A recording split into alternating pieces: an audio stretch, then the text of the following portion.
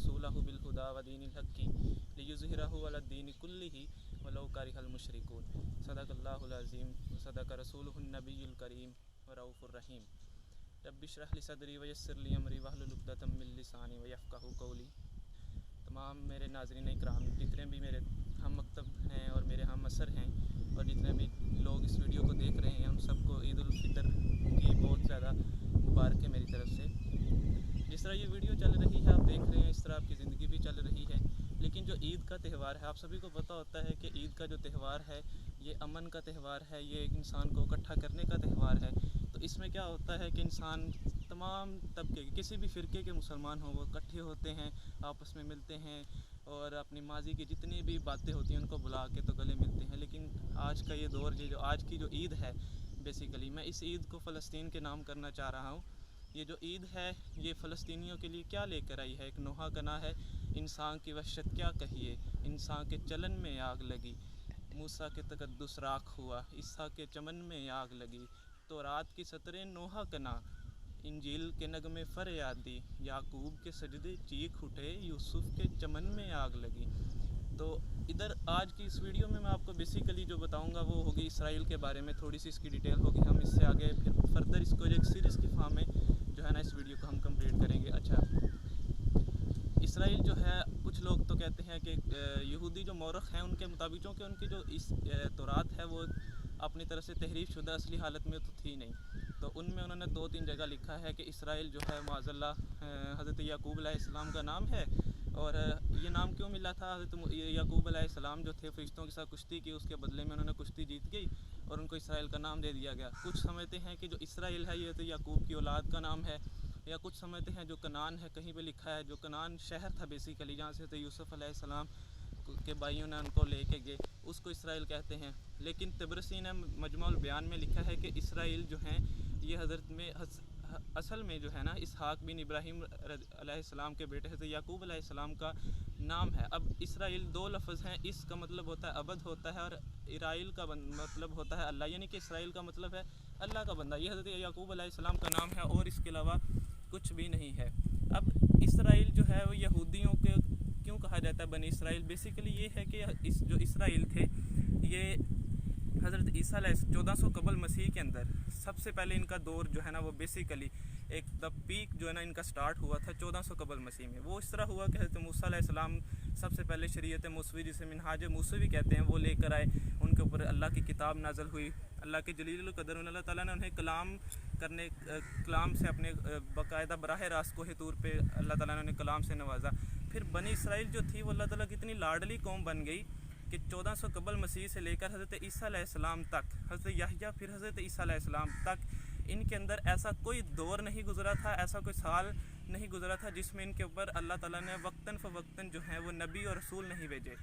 इस कौम के ऊपर अल्लाह ताला ने के इतने एहसान हैं, लेकिन ये कौम इतनी बिगड़ी हुई भी थी कि इसके 3 बेसिकली पीरियड हैं। पहले पीरियड में इनको अरूज आया, फिर इन्होंने आशूरियों से मार खाई, फिर उन्होंने बाबलियों से मार खाई। दूसरे पीरियड में इन्होंने यूनानी ने इनको बहुत ज़्यादा मारा पीटा जब ये अपनी हरकतों से इस कदर ढीठ बरपन में आ गए थे। और जो तीसरा दौर इनका जहाँ पे एंड हुआ है, जहाँ पे हज़रत ईसा अलैहिस्सलाम ने बनी इसराइल का वो जो नबूवत का सारा एक सिस्टम था वो उसको अल्लाह ताला ने हज़रत ईसा अलैहिस्सलाम चूँकि बनी इसराइल की तरफ नहीं था बना के भेजेगा, वहाँ पे एंड हुआ है। तो वहाँ पे इन्होंने रूमियों से अच्छी खासी मार खाई।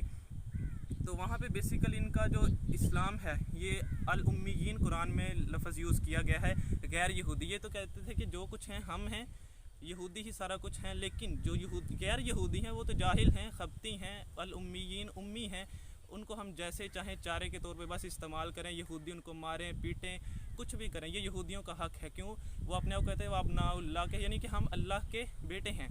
लेकिन फिर अल्लाह ताला ने क्या किया कि हज़रत ईसा अलैहिस्सलाम को भेजा, उन्होंने हज़रत ईसा अलैहिस्सलाम को के ख़िलाफ़ साजिशें की। और ये हम इस अगले वीडियो में इसके बारे में डिस्कस करेंगे कि क्या वजूहात थी वो, कौन लोग थे जिन्होंने हज़रत ईसा अलैहिस्सलाम के ख़िलाफ़ साजिशें की और किस तरह अल्लाह ताला ने हज़रत ईसा अलैहिस्सलाम को आसमान पे उठाया। यहूदियों का क्या अक़ीदा है, ईसाइयों का क्या अक़ीदा है, ये सारा कुछ हम उसके बारे में अगली वीडियो में जो है ना वो इसके बारे में डिस्कस करेंगे। एक और चीज़ जो है कि जो यहूदी हैं ये सबसे पहले इनका हुआ था कि इनके ऊपर बख्त नसर ने 500 कबल मसीह के अंदर इनके ऊपर सबसे पहला जो है ना हमला किया था, जिसमें उसने एक दिन के अंदर 1 लाख से ज़्यादा जो यहूदियों को कत्ल किया। उसके अंदर जितने भी तौरात के आलिम थे, जिनको तौरात अज़बर ज़ुबानी याद थी, सभी के सभी कत्ल करके दिए गए। और उस दिन से जो असल तौरात है, उस दिन के बाद जो तहरीफ होगी, उसके बाद जो भी तौरात आई है वो असल में इनकी अपनी खुद मनगढ़ंत किस्सों पे मुश्तमिल है, असल तौरात वो है ही नहीं। लेकिन फिर इन्होंने उसने इन पे हमला किया। इनका हैकल सुलेमानी जो थे, सुलेमान अलैहिस्सलाम ने जो था वो तबाह कर दिया। लेकिन इन्होंने 150 साल बाद सेकंड टेंपल यानी कि सिनेगॉग फिर से तामीर किया। लेकिन 70 CE में यानी कि हज़रत ईसा अलैहिस्सलाम से 70 साल के बाद इनके ऊपर फिर से रूमी जनरल था जो टाइटस नाम था उसका, उसने फिर से हमला किया और इनका जो सेकंड टाइम टेंपल इन्होंने तामीर किया था उसने वो भी से मार गिराया। अब वो उसके बाद से लेकर 1917 तक, बेलफर डिक्लेरेशन तक इनका जो पीरियड है उसमें ये ज़वाल पजीर कौम रही है। इनके ऊपर ये पूरी दुनिया में मुंतशिर रहे हैं। ये किसी भी एक स्टेट की फॉर्म में कहीं भी नहीं थे। हालांकि ये इन सभी से जो गैर यहूदी से उनसे कब लेना चाहते थे बदला, कि हम इनसे बदला लेंगे। लेकिन क्योंकि जब एक चीज़ ने किसी ने बदला लेना होता है तो वो एक नेशन स्टेट की फॉर्म में होना चाहिए, इकट्ठा हो तो फिर एक एक्सपीडिशन जो है ना वो कैरी आउट की जाती है। लेकिन चूँकि ये मुंतशिर थे, इन्होंने वेट किया और उंदलस में जब मुसलमान आए फिर उनकी वजह से इनको काफ़ी कुछ मिला। वो भी हम इंशाल्लाह अगली वीडियो में डिस्कस करेंगे कैसे हुआ था। फिर उन्होंने इतना कुछ इकट्ठा किया सूदी निज़ाम के साथ। और 1917 में जब इंग्लैंड के जो वज़ीर ख़ारजा थे, बेलफर थे, उन्होंने बेलफर डिक्लेरेशन जो पेपर था 1917 में, उसके ज़रिए यहूदियों को कहा कि आप जो हैं वो फ़लस्तीन के अंदर जाकर आबाद हो सकते हैं। वहाँ पे इन्होंने रिक्लेम किया अपनी जगह। और फिर इन्होंने वहाँ पे चूँकि उस 1917 तक इनके पास इतना सरमाया आ चुका था कि इन्होंने मुँह मांगी कीमतों पे वहाँ पे मुँह मांगी कीमतें भी अदा की और ज़बरदस्ती भी अपनी तमाम जो थी ज़मीनों को कैप्चर किया, सिर्फ इसलिए कि हम यहाँ पे रहते थे। जिस तरह मदीना के अंदर अगर आप यहूदियों से पूछेंगे आपको मदीना चाहिए या मक्का चाहिए, तो वो मक्का को नहीं पूछेंगे, वो मदीना को पूछेंगे। वो खैबर को मांगेंगे कि हमें खैबर चाहिए, हमें मदीना चाहिए। क्योंकि हुज़ूर सल्लल्लाहु अलैहि वसल्लम ने 3 कबीले, बनु कुरैज़ा, बनु कैनुका और बनु नज़ीर जो थे, ये तीनों यहूदियों के कबीले थे। और हुज़ूर सल्लल्लाहु अलैहि वसल्लम ने इन्हें ग़ज़वा बदर, फिर उहद और फिर ग़ज़वा अहज़ाब के बाद, इनकी वादा खिलाफियों के बाद, चूँकि जो हुज़ूर सल्लल्लाहु अलैहि वसल्लम जो हैं वो हिजरत करके मदीना में गए थे, तो इनके साथ जॉइंट पैक्ट ऑफ डिफेंस हुआ था, जिसे मिसाक मदीना कहा जाता है कि अगर मदीना के ऊपर कोई भी बाहर से फ़ॉरेन जो है ना इन्वेडर आता है तो आप और हम मिलकर उनके ख़िलाफ़ जो है ना वो डिफेंस करेंगे। लेकिन उन्होंने अपनी वादा खिलाफियों की वजह से उसको तोड़ा। फिर आप सल्लल्लाहु अलैहि वसल्लम ने तीनों कबीलों को वहाँ से निकाल दिया। तो इस तरह से ये लोग जो है ना वहाँ से निकले। वो इसको भी क्लेम करते हैं, गोलान जो हाइट्स हैं उसको क्लेम करते हैं, नाइल का जो डेल्टा फर्टाइल है उसको क्लेम करते हैं, जॉर्डन का जो साली पट्टी है गज़ा की उसको क्लेम करते हैं कि ये हमारा इलाका है। तो ये असल में ग्रेटर इसराइल जो है ना वो बिल्ड अप करने के चक्करों में है। और दूसरी ये चीज़ के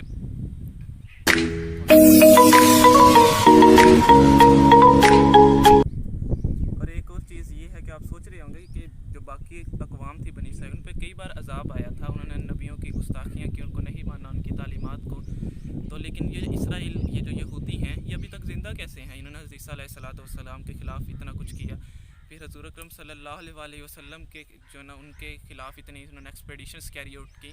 हालांकि कुरान मजीद में है कि यहूदी जो आलम थे, यहूदी आलम जो थे, उनके पास इतनी निशानियाँ थी कि वो हज़ूर अकरम सल्लल्लाहु अलैहि वसल्लम को अपने बेटों से भी ज़्यादा अच्छे तरीके से पहचानते थे।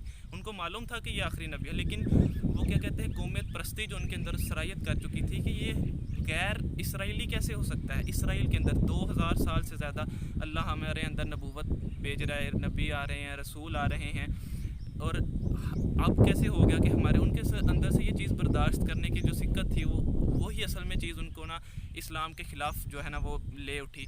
और आपको पता है कि जो पहले उम्मत थे उनके ऊपर जो अजाब आया करते थे, तो आपको बताता चलूँ कि नबी और रसूल में एक बेसिक डिफरेंस होता है कि जो नबी है वो कत्ल भी किया जा सकता है और शहीद भी किया जा सकता है। जैसा कि बनी इसराइल ने कुछ कहते हैं कि 70 नबी जो है ना माज़अल्लाह उन्होंने शहीद किए थे। लेकिन जो रसूल होता है उसकी एक शरीयत होती है, उसकी एक किताब होती है, और उसके बारे में अल्लाह ताला जो होता है वो बड़ा गैरतमंद होता है। वो खैर नबियों के बारे में भी होता है, लेकिन रसूल जो होता है उसकी ख़ास करैक्टरिस्टिक्स होती हैं कि वो उसको शहीद नहीं किया जा सकता, उसको कत्ल नहीं किया जा सकता। और दूसरी चीज़ ये होती है कि आपने जो रसूल आया है आपने उसकी बात माननी ही माननी है। अगर आप नहीं मानोगे तो आपको तबाह बर्बाद कर दिएगा, मानने के सिवा कोई चारा नहीं है। लेकिन यहाँ पे है कि जिस तरह कुरान मजीद में है, वज़कुर फ़िल किताबि मूसा इन्नहु काना मुख़लिसन व इन्नहु काना नबिय्यन रसूला, कि वो अल्लाह के नबी और रसूल बनाकर भेजे गए थे, उनको नहीं माना, फ़िरौन की कौम जो थी वो डूब गई। फिर ये तो हो गया डिफरेंट। रसूल को मानना जो है ना वो लाज़िम मलज़ूम होता है, लेकिन इन्होंने नहीं माना, ये अभी तक क्यों जो है वो अभी तक बचे हैं। तो इसकी एक हम अगले एपिसोड में जो है ना अपने में फिर से डिस्कस करेंगे। और फिर अल्लाह ताला ने, लेकिन अल्लाह ताला ने जब से इन्होंने हज़रत ईसा अलैहिस्सलाम के ख़िलाफ़ वो एक्सपीडिशन कैरी आउट की, तो अल्लाह ताला ने इनको कह दिया मग़दूबिन अलैहिम, के ये लोग जो हैं इनके ऊपर ये गज़ब वाले हैं, इनके ऊपर गज़ब अल्लाह का नाजिल होगा। तो हज़रत ईसा अलैहिस्सलाम खुद आके इनको असल में बेसिकली वो जो है ना वो सारी की सारी इनकी सज़ा जो है ना वो खुद ही पूरी करेंगे। और अभी जो इसराइल, ग्रेटर इसराइल है, आप सभी हैरान होंगे कि इसराइल के अंदर कैसी क्या पार है कि वो इतना कुछ कर रहा है। 1967 की जो वार थी तराबलस, उसमें जो इसराइल था वो अगर नक्शे पे देखिए तो 1917 और 1967 का जो इसराइल है उसके अंदर बहुत ज़्यादा डिफरेंस है।